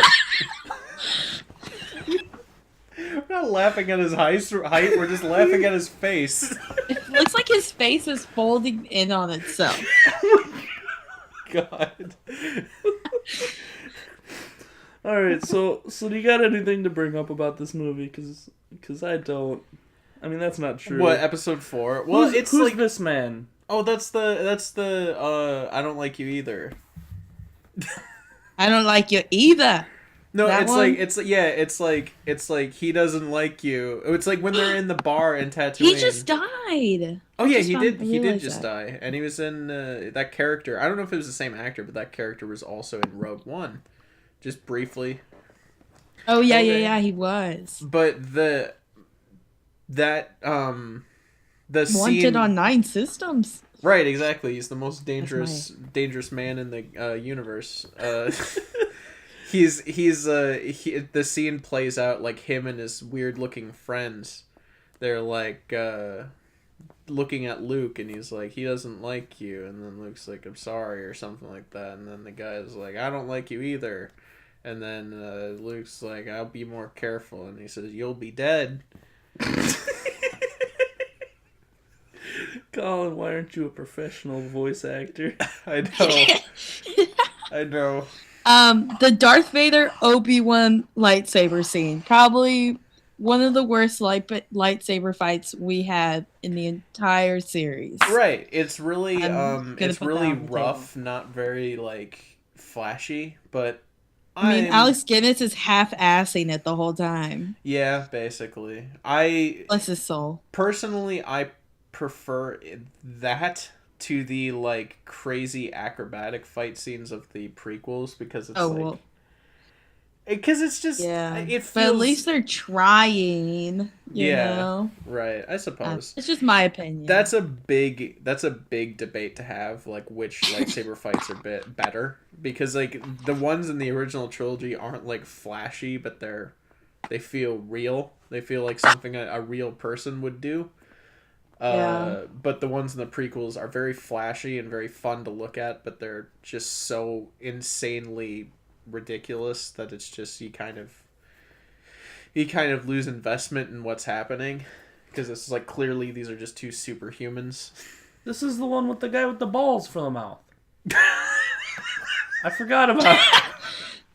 What? How could you forget about balls for mouth, man? I forgot about him. I'm gonna That just have blends with Men in Black. Josh, can you like text me every one of these pictures so that I can like put them on screen? Yeah. Just send you a bunch of Star Wars pictures. Yeah. All right. Anyway, episode 4 It's a little slow, but it's classic and I love it. Yeah, of the original trilogy, I think it's the second best. I mean, it's Star Wars. What do you want me to say? It's classic. It's a great story. It's a little slow. It's a little dated, but it's, It's great. And Yeah. then we get episode 5, which is my favorite. My favorite too. I have a tattoo actually. Oh, cool. Does it say episode 5? What is it? Yeah, it's literally Roman numeral 5. Oh, okay. Yeah, sweet. That's pretty sweet. That's it. It's all across my chest. Just kidding. It's on my back. Just a big old V. Yeah. Cool. My mom said it's B for virgin, but I'm just gonna let her keep that one. Okay. Nice. This one is the classic one that brought out that nice old meme video of Yoda singing about seagulls. Yes. Seagulls of wait, I'm thinking of bushes of love. Seagulls flying at my head thingy. Yeah, the seagulls are gonna peck out your eyes. Is this like the bad lip reading? Yeah. Yeah. Yes. Yeah. It's fantastic. That's what I remember of this. That's the only good thing that came out of the movie. Really. Okay. Yeah. What about the part when Yoda rides his back? The whole Yoda sequence is cool. Yeah, Yoda's cool. I love the fact that like I said, like I alluded to when we were talking about the prequels, the whole thing behind Yoda is that he shifts your view of like what a Jedi can be. Because when you first see Yoda, he's like this weird little trash creature that lives in a swamp. Poke you with my stick. Poke, poke. Yeah, exactly. And he's like stealing food from R2-D2. And R2-D2 is a droid. He does not eat. that's true. I just remember him stealing food and R2-D2 being in close proximity. I haven't seen the movie in a while. I should rewatch them. Goodness gracious. Basically, yeah, no, he's just this my little... only problem with this movie. Yeah, You want me to say it? Yeah, say it. go ahead. So the only thing is the fact that they make it seem like Luke was on that planet for only like a day when he was there for like weeks, and then people are like, "What the heck? How is he a Jedi Master now?" Even though he only trained for like a day. So that's my only problem. Time moves very quickly in that sequence, which I guess I can see why, but it's a little disorientating. Oh, this is the one where he splits open the tauntaun. Yeah, And he Yeah. hides in it. Hoth, Yeah. oh my gosh, giant robot camels. I love AT-AT so much. I have one actually. I've never thought of them as being giant robot camels, but I guess it makes sense. Oh, Have you my watched the God. Family Guy Star Wars? I have not. This is the one where he gets frozen in carbonite. Of Yeah. course. So you're just Oh, reminding yourself of the events of these movies. I haven't Jesus watched Star Christ. Wars in ages, man. It's been a long time. I'm sorry. I'm having a good time, though. It's like memory lane over here. Literally, if I ever don't feel like watching Star Wars, because they're like 2 hours, I just watch Family Guy Star Wars. Get a good laugh, get the basic plot line. Right. I'm yeah. good for the rest of the day. That's basically like Star Wars abridged. Yeah. So yeah, episode 5, like, there's not a lot to say about it that hasn't been said already by Mr. Plinkett and everybody on the internet. It's literally one of the best movies ever made. Yoda's legit. Yoda's legit. The whole movie's That- legit. The Hoth scene, when they're on the ice planet, oh, fantastic. It's not ice, it's Love salt. it. What is it, Sergeant Salt? Shh. We're gonna get Colin, to you're the making Last people Jedi. salty. We're gonna get to the Last Jedi, and it's gonna Ooh. close this out. Oh, Because shit's gonna go down. We're gonna get the Last Jedi because we didn't get you on when we were talking about the Last Jedi, and we really, I know, I'm so disappointed in y'all. we really should have. You really should have. Yeah. Well, we ain't there yet. Next, 6. Literally, Return I of the was Jedi. listening to it while working out, and I kept thinking, "Oh my god, I would have said this and that and that." So I'm gonna Well, Right, now's yeah. your get to do time. that. I'm so excited. So episode 6. What happened in episode 6? There was... The Rancor. That scene literally is like the most. Yeah. Oh, That yeah. scene's ingrained in my mind. Yeah, episode 6 is crazy. Is this the one where Red goes down? Huh? where Red Leader goes down? Yeah. I mean, I think that's the 4th one. Oh, My bad. What are you... I don't. What are you looking at your phone over there? Did you just Google what happens in Star Wars? And you're like, oh, is this the scene where Luke loses his hand? Is it? No, that's episode 5. Oh, my bad. Listen. Oh my god. All No, I'm looking through the IMDb photos because it's so much more fun than anything else I've ever seen in my life. Yeah. Like, you get fantastic pictures like the one Colin's going to put on the screen right now. Of, You just put porkers on the screen the whole time. You know what I'm talking about? The fat dude that, like, he, like, goes down real fast in in episode 4. Nobody? Yeah, the fat pilot, and you only see him for a couple shots and then he dies. When I was a kid, I got really sad when that guy died. I don't know why. All the other pilot deaths were like, you know, okay, like they died, whatever, it's sad, but whenever like Porky died or whatever his name is, I don't know. Porky. It has pork in it. Is his name? I think his name's literally like Porky or some such. It is. It's a really offensive name. Oh, this is the one with Leia and the Sarlacc pit. Yeah. And then what's his face? Boba dies. Boba Drank dies. Oh yeah, he doesn't die. And then it got retconned, so he doesn't die. Yeah, it got retconned Boba in the is books. alive. So as far as I'm concerned, it didn't happen. That's right. He crawled out. I'm going to send you a lot of pictures of Leia laying in her bikini, and you're just going to have to put them on screen. No, I'm not making this an NSFW episode. Nobody said it was an NSFW episode.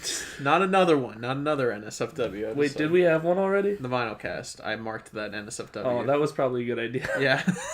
Go away. Sorry. I'm so sorry. Okay, fine. Oh my Not god. you. Spoiler alert. I'm talking to my dog. He's attacking me. Spoiler alert, this is the one where Yoda dies. Yep, that's episode 6. It's very sad. He goes peacefully, just like I was just gonna hardcore spoil something in Last Jedi. I'm not going to. And then he's a ghost man. Wait, are we not doing spoilers for Last Jedi? Oh, we're doing spoilers. You want to just do full spoilers for Last Jedi? Fine. I mean, I we'll feel announce like it at before we this get there, point- but Yeah. At this point, and people have seen it. Yeah, he goes out peacefully, just like Luke in The Last Jedi. Every time I think of the Yoda dying scene, I just think of the Family Guy Star Wars Yoda dying scene where Luke's just like, yep. And he's like, Luke, yep, I'm still here. Hanging out, chilling, waiting for you to die. Yeah. Oh, and this is the one with your favorite characters, the little teddy bears. Oh, the Ewoks, the thing that I actually really disliked about episode 6. I think everybody liked about episode. They should have been Wookiees. I'm so mad about that. Yeah, I agree with you there. Like, if that was the Wookiee home planet, that would have been a cool little, like... you get to see more of the Chewbacca, which is the thing you never saw in the original trilogy that much. You only saw Chewbacca. If they made that, like, his home planet, there would have been more stakes to it, because it's like, hey, Chewbacca's family is probably on this planet. Also... No, his family died. Oh. Well, they were in the holiday special. I don't know anything. They were in the holiday special. I have not seen the holiday special at all, actually. Do not. I've just seen the picture of the creepy not Ewok Wookiee. Yeah. You know what I'm talking about? Yeah, like the grandpa Wookiee. I don't even know. All I've of just them are seen it bad. on the, like the little one. special The little one, like Chewbacca's son is named Lumpy. And, Chewbacca has a son? yeah, it's a little baby Ewok named Lumpy. That's the one. I think that's it. Yeah. Lumpy, Oh my god. the Wookiee. Did we just say Ewok? Probably. It's Lumpa Waru. Yeah, he's the creepy one. Yeah. Colin, I was going to send you the official look him up. pictures of Leia on IMDb, but there's too many of them. Well, of course there is. Wow. I'm not putting any up. That's okay. You don't have to now. I don't care. All right. There's a lot of her. Do not Wow. like these pictures. So Why are they even on here? They're not in the movie. She's Anyway. just on the beach in her outfit. Anyway, let's get this back on track. Episode 6 understand. is probably the in my opinion, it's my least favorite of the trilogy, but it is still pretty good. I still like it more than the prequels. Yeah, right. Like every single one of the original trilogy is better than the prequels, but Yeah. It's actually kind of the opposite for the original trilogy, because the last one is the worst of the three, but still better than the prequels, and the prequels, the last one's the best of the three, but still worse than the originals. Interesting thing to think about. But anyway, All right, we got to shotgun these last two or three. Let's say episode 7. Pretty good so far. My favorite of the new Star Wars movies, I think. I liked it. Yeah, it's pretty good. good. This is the one with Rey. Oh my god. Oh, I'm sorry. I just kind of. My only thing is, like, why would you have two characters with names that are so similar? Rey, Ren. Yeah. So then I'm getting and then you take all into the time. fact that Ren's other name's Ben. Yeah. Are we playing like a rhyming game? Like, I don't know what's going on. Ben Swallow. I hate you. That's a meme. All right. Anything else you want to say about this one? Yeah, episode 7's my favorite of the new ones so far. It's like it's a little derivative, but it's just, I feel that Star Wars magic when I watch that, which is not really a thing I feel in the other. I'll say two. something at the end, actually. Okay. My biggest complaint about this movie was it was, a repeat of a previous movie. Yeah. Which is the biggest issue I always run into with this film. But other than that, it was a really fun time. Mm-hmm. Yeah. Now I'm actually talking because I remember this one. Yeah. I liked Force Awakens, and I think even though it's basically a repeat, I think it does a good job of kind of making it its own. Kind of make it its what? You cut out? I cut out? Dang it. Yeah. Okay, basically, here's what I said. I said I like it even though it's basically a repeat of 4 and 6. It does a good job, like 6, of just making it its own. Yes. Yeah. Gotcha. Rogue One. Okay. If you could see a line graph of my appreciation for Rogue One, it starts very high. When I saw Rogue One, I thought I liked it more than The Force Awakens, and then it dips a little bit as I really start to think about it. And at the moment, I'm not a big fan of Rogue One. Really? Because here's the thing. Rogue One did a lot of stuff right, and there's a lot of it's a straight up war movie, which is great. Yeah. Star Wars had never really, it's for a title for a series called Star Wars that we haven't seen a lot of real wars except for the prequels, in which they're bad. And Rogue One's a decently shot war movie. But it's too concerned with fan service and not concerned enough with being coherent. Yeah, I wasn't a big fan of it. Initially, my only thing was it just seemed a little choppy and fast, and I still really don't remember any of the characters' names. Yeah, right. What's the name, girl? Rey? I don't remember. No. Rey's the other one. She's in the. It's something with an R, isn't it? Ursa or something. Urso is the last name. It's Jyn Erso. Jyn Erso. I don't know why I keep thinking. I don't know. Maybe. But it's just not a very memorable movie. It's a lot of spectacle. But I liked it. I thought it was good. Yeah, no, it's not bad. It's not prequel bad. It's it's still pretty competent, but it's. When I went into it, I was thinking, oh, this girl and this dude are going to end up being Rey's parents or something. I thought that's what they were doing with that. Right. And then when they just straight up die at the end, that was really surprising. Right. Well, see, I went into it expecting everybody to die at the end because, how could that story end in anything other than everybody dying? But, I want to see Bothans. They need to do how the Bothans got the second Death Star. Yeah. Right. Any Bothans died. Yeah, definitely. And then we skip to The Last Jedi, I suppose, which we've talked about, but you should vent anything you wanted to talk about when you're listening to our episode of it, Cav. I can't remember. I should have made notes. Let's start with Adam Driver. Oh my god, I love Adam Driver. I watched Girls, so I was already a fan of his. I've always liked him. Last time I watched Girls, I got a restraining order. Colin. Well, I've actually never seen the show Girls, so I wasn't familiar with Adam Driver before this this new series, I think and he's really, really good. I think he's like the best thing. He's this angsty movie teen has 101. the best character development I've seen of any Star Wars movie. I think, like, I can like legit point to where Adam Driver's character goes from point A to point B. You know, Right? Yeah.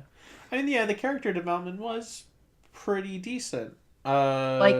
like his performance overshadowed Daisy's. Yeah, so definitely. much. This is the movie where like Daisy was pretty interesting in The Force Awakens, but I think like in The Last Jedi, Adam Driver like overtook her. Like, I mean, I think it was just the script, though. I don't think it was really. Yeah, definitely. It's her, very you much know? the script. The script is very Kylo Ren centric. Like in The Force Awakens, Kylo Ren isn't really the focal point. In this, like Kylo Ren becomes the most interesting character. Yeah. And I appreciated that because I like Kylo Ren as a character. I think he's fantastic. Yeah. All right, so now we run into a topic.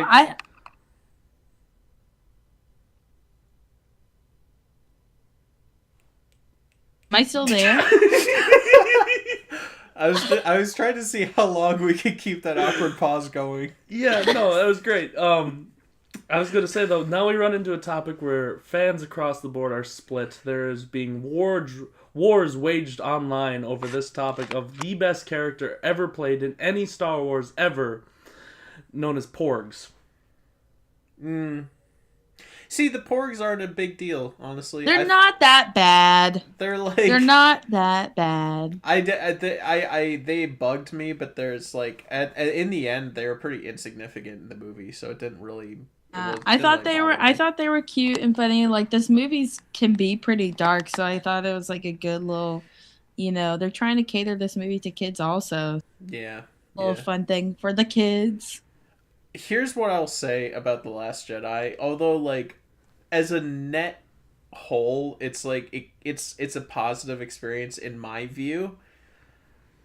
I'm starting to see it's like the closest we've gotten to another prequels movie, I think, in like the weird tone and the pandering and the nonsensical plot at times and the like pointless planet sequences, and I don't know. I think like my whole takeaway from it, I've seen it 3 times now, and I think like the theme of the movie was failure, and so that's just what they were trying to. I think this movie did a good job of trying to like take what we know to be Star Wars and turn it on its head and giving us like something completely new. Yeah, that's true. I mean, Rian Johnson definitely wanted to do that as a director. Like, literally, this whole movie was like, all this stuff that was set up in The Force Awakens, forget all that noise. We're going this way now. I mean, yeah. I mean, I also think, like, what exactly is a Star... Like, Star Wars has been created by so many different people that, like... It just, like, what is the feel and, like, everything of Star Wars, you know? Right, yeah. What is Star Wars? It feels different. What is life? That's like more than you can say for The Force Awakens. Like, at least they tried something different. Yeah. I think The Force Awakens and They The tried Last Jedi... putting ethnicities. Yeah, Horribly right. butchered. Yeah. I think The Force Awakens and Last Jedi are on opposite ends of the spectrum. Like, my gosh. The Last Jedi... My dog's throwing up. Oh, no. Good. Awesome. Great. Wow. The Force Awakens it plays it a little too safe, and in my opinion, The Last Jedi, like, is a little too out there. Like, they kind of overcorrected a little bit. I loved it though. I thought it was good. Like, yeah, it has its flaws, but I think right. Yeah, I think it was good. Ultimately, it's a fine movie. Absolutely. It's not. I've heard people call it like worse than the prequels, and I think that's a little unfair. I mean, That is so outrageous. Yeah, I don't agree with that. It's definitely a better movie, quote unquote, because it's a lot more competent than the prequels in my opinion, even though it's like, yeah, it's not for everybody, but it's, you know, it's not a bad movie, I don't think, even though I didn't quite like it as much as either of the previous movies personally. Yeah. I think it's gonna go down as one of my favorites. I don't know. I think it's just a movie where like not everybody's gonna be satisfied. You know? Yeah, right. I mean, like the hardcore Star Wars fans won't be.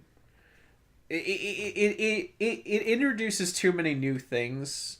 Like it's a comedy, for one. It's like an action comedy straight up, which a lot of people really didn't like that. And I actually, that's the major complaint people have against the movie that I don't agree with is they say the humor is really off-putting. And well, I do agree that the humor at certain points didn't work. I do also think that some of these people are forgetting that the original trilogy had lots of humor as well. Yeah. It's just, And I mean, I guess like it can be a little more prominent. I don't know. I think it's like we've seen the originals so many times that you like don't even see those scenes as humorous. And Yeah, so I suppose. I guess it's because this is new. So Yeah. people just see it as that. Yep. I don't know. I think everything people are saying about it, they said it about every single other Star Wars movie. Like there's the same critiques. When it comes down to it, it's an all right movie. It's a good movie even, and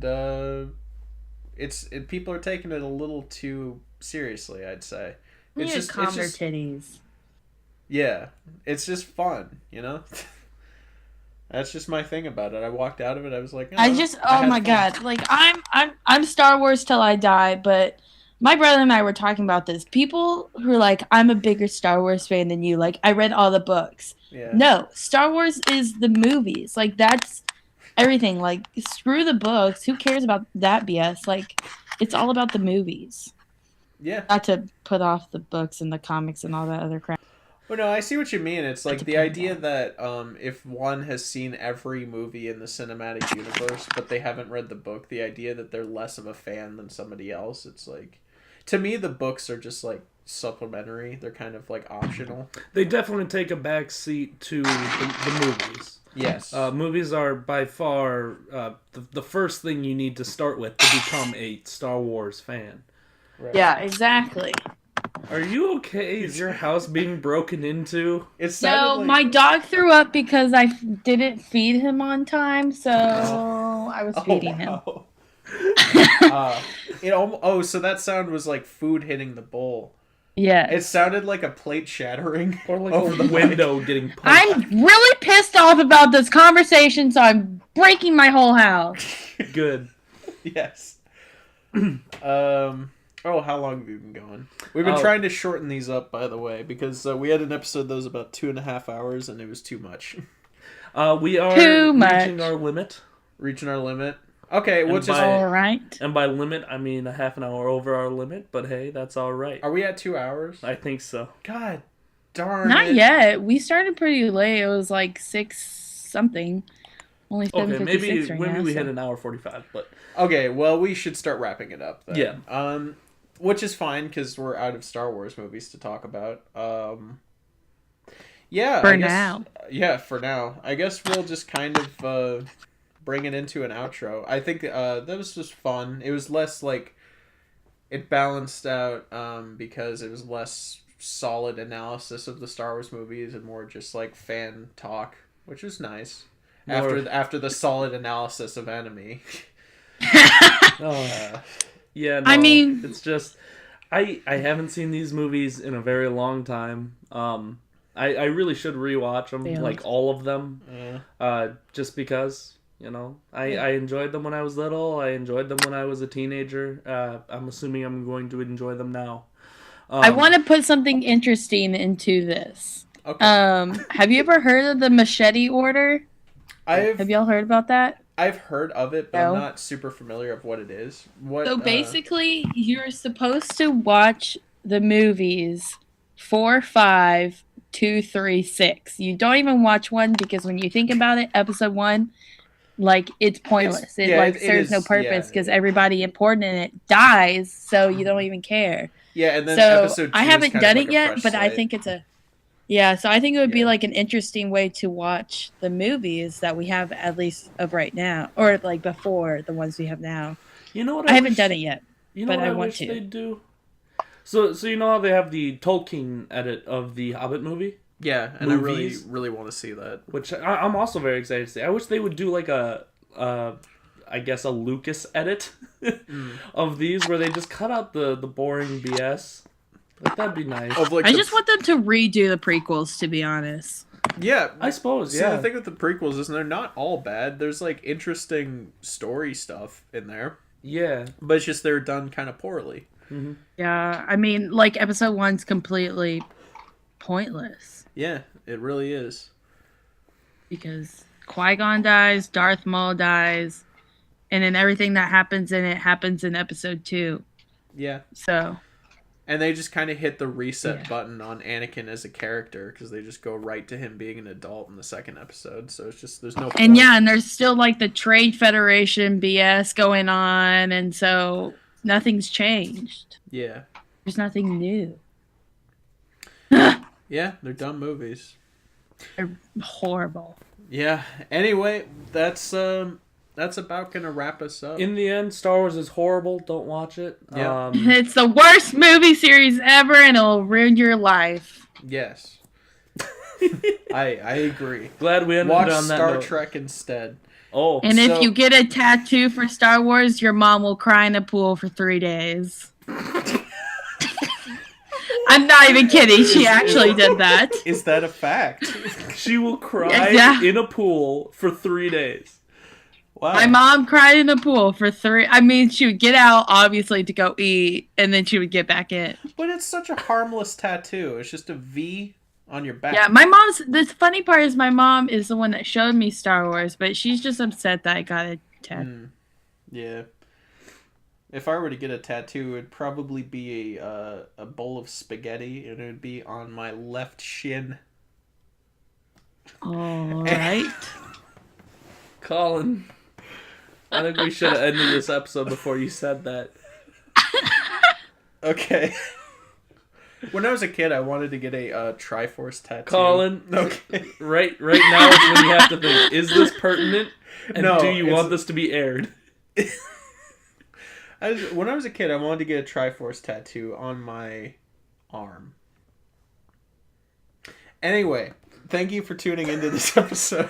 You know what? I actually still might do that. But anyway, Yeah. it was a great episode. I had a good time thinking about Oh, Star thanks Wars. for inviting me. Yeah, we finally To got come you talk on. about it.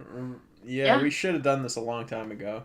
Found a topic I can talk about. Now, in the next episode, we're gonna have so now we've had In the next episode, we're going to go to the death match where we throw Caterpie and Chris into a room and watch them fight to the death.